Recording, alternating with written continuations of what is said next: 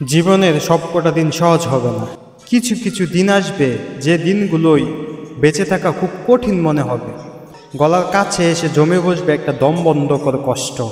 অন্ধকার গিলে খেতে আসবে, আর লড়াই করার শক্তি থাকবে না। ক্লান্ত লাগবে খুব, বিষাদের বারে নুয়ে যাবে কাঁধ, বেজে যাবে চোখ।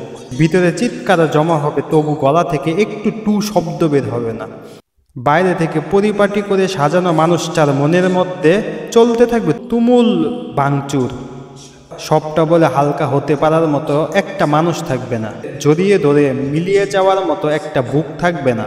পাশে বসে মাথা রাখার মতো একটা কাঁধ থাকবে না।